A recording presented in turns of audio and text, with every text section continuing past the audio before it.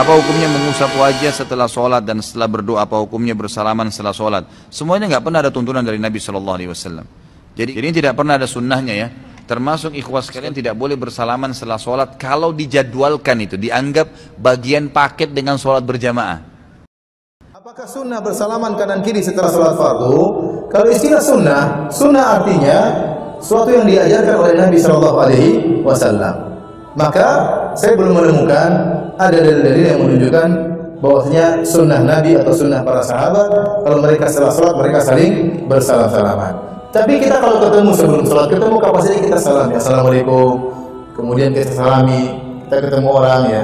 Jangan tunggu setelah sholat baru bersalam-salaman. Sebelum sholat kita ketemuan, kita salami saudara-saudara kita.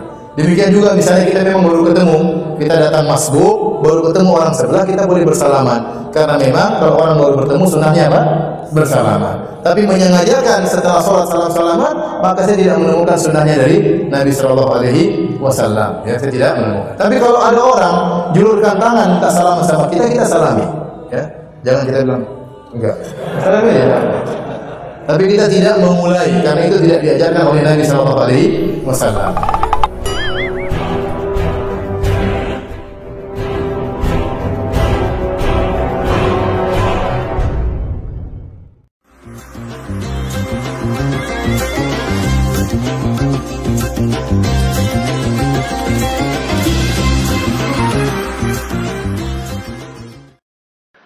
Mosok ana takok, dalile apa nek bar salat salaman?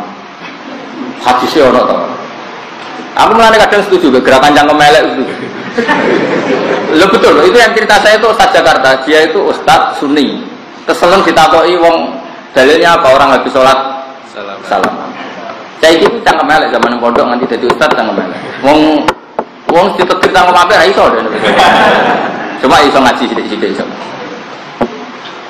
Akhirnya datang ke saya, dia cerita, kalau kamu habis sholat, boleh nggak ke kamar mandi? Misalnya kencing, boleh. Nyalain HP, boleh.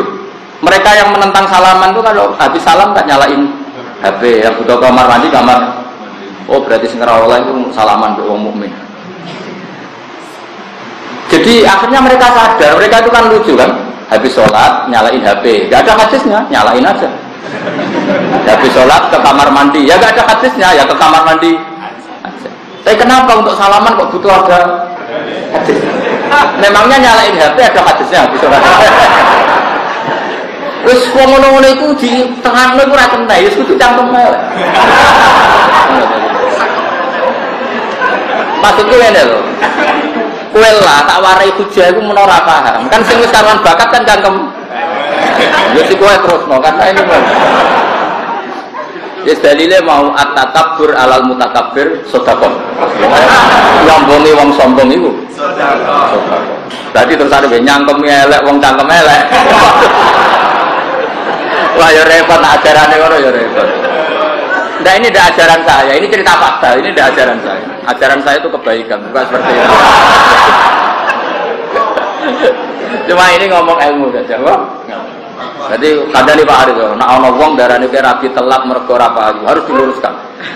Bingung nilai, harus diluruskan. Sampeyan yang ngono nek boyo. Kang, komodo ora tau dadi khotib tak payu pengajian, ijek diratap. Ijek diratap. Dhisik wali-wali iku sedurunge dadi kiai iku rialat sik, tirakat sik.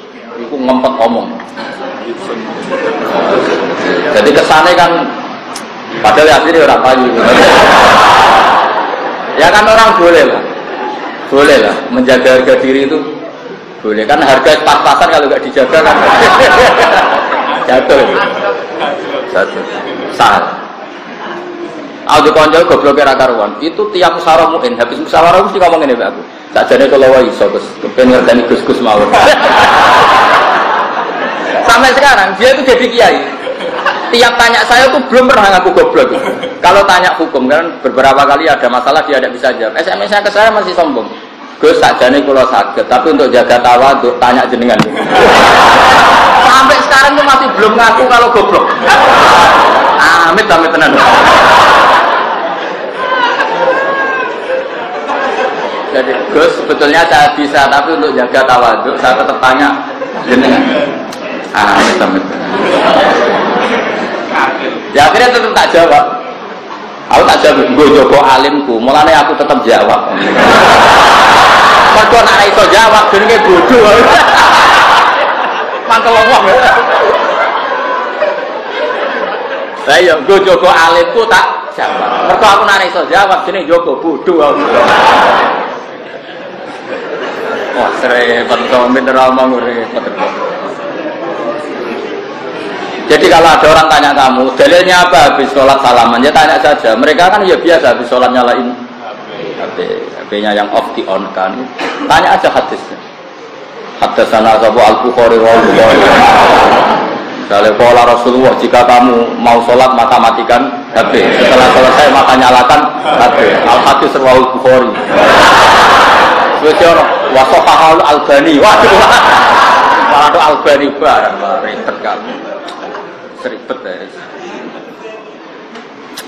Cara kula sore ora usah ngono lah. Semoga enggak maksiat wae apik lah. Nggih cara kula sore pesanut Kanjeng Nabi sing gampang-gampang. Malkhuyira Rasulullah bena amro ini ilahtaro aisarahuma malam yakun isman. Jadi sudah hati Rasulullah tidak disuruh milih dua hal kecuali milih yang paling gampang. Malam yakun isman asal tidak ya urip wis gampang lah. Misalnya kepengen nyate, kepengen ngemi ya ngemi. Ini yang paling afdol terus boleh hadis ini Bukhari. Apa dia nyate aneh-aneh. Apa itu Rabi Zainab serius yang gelem aneh-aneh. Kalau mau repot-repot. Mbak yang mau apa itu untuk Ustaz tapi ada dalam itu yang gelem mau repot. Wah milah malah kecewa, no? Kalau dikonco, Gus dari Kanjeng Nabi Rabi di Jamaliyah, wa Maliyah, wa Hasabiyah. Tapi sing ngene iku ora gelem mbek kowe aneh-aneh wae. Kira-kira gelem gak yo ning wayu cantik pinter. Gelem gak kira-kira begitu? Aneh-aneh. Kowe Rabi wedok salat madhep ngulon wis.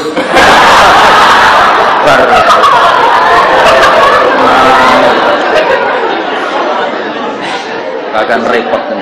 Ya amalnya gitu, soalnya makhuyira Rasulullah bena amro ini ilaktaro aisarahuma malam yakun isman. Jadi Nabi kalau disuruh milih dua hal, milih yang paling gampang asal tidak maksiat. Jadi sudah seperti itu, nyalain HP ya tidak maksiat. Coba apa artinya matikan HP kalau niatnya supaya gak ditelepon yang nagih? Bisa maksiat, matikan HP pun bisa maksiat. Coba kamu janjian sama seseorang mau nyaur utang atau ibu kamu sakit emergensi, ngerti nak adikmu yang peduli, kamu mau ngel-ngelo tentang ibumu yang sakit, HP kamu off-kan, maksiat gak ngoff-kan HP dalam kondisi seperti itu? Maksiat kan, karena kamu menghindari tanggung jawab. Sama bohongkan, janjian berdemenanku, maksiat karena mengonkannya demi demen. Mulai ngaji fikih, on dan off itu gak ada hubungannya, tetap yang menentukan itu status fikih. Dora tahu ngaji mahal itu. Terus kalau kacamata fikih kan gampang kan? Dalam kondisi darurat dan penting, kamu off-an HP jelas bentuk tidak tanggung. Dan kamu meng-on-kan karena mau janjian demenan mesti demi mak. Jadi bukan di on dan off-nya, tapi status fikihnya. Maksudnya gampang, ilmu itu gampang. Sebenarnya gampang ya goblok itu. Setelah ada firqah-firqah takfiri yang mengatakan orang megang keris itu syirik, ke kuburan syirik, ini syirik. Itu salah besar. Salahnya adalah tadi kalimat-kalimat atau kebenaran-kebenaran absolut ini sudah jadi sibghatullah man ahsanu minallahi sibghah. Kalimat ini begitu absolut di hatinya orang mukmin.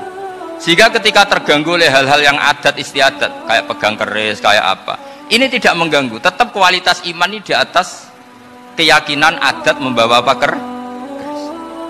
Kalau orang membawa keris menjadi syirik karena percaya sama makhluk. Orang misalnya kejawen kalau nggak bawa keris nggak nyaman. Orang kota itu kalau nggak bawa ATM juga nggak nyaman. Itu tidak dihukumi syirik. Kamu pergi lupa bawa HP nyaman ndak? Ndak, kenapa tidak dihukumi syirik?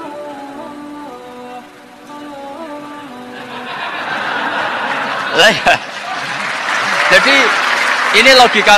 Jadi makanya ini Gus Reza boleh ngeritik saya itu berkali-kali bilang, saya termasuk ulama yang mau bikin gerakan cangkem elek.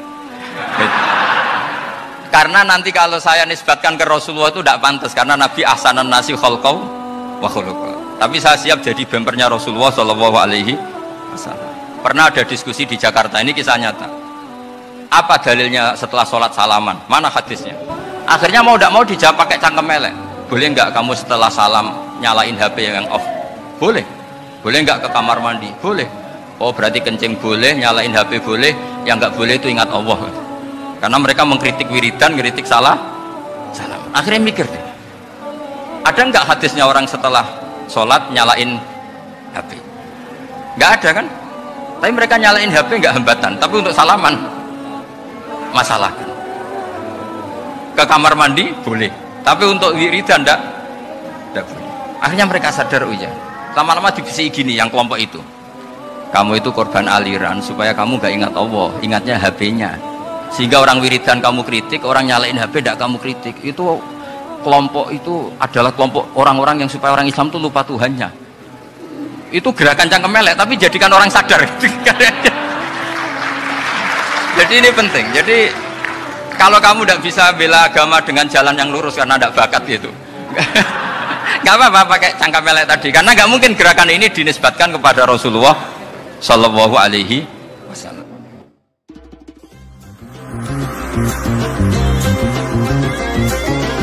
Thank you.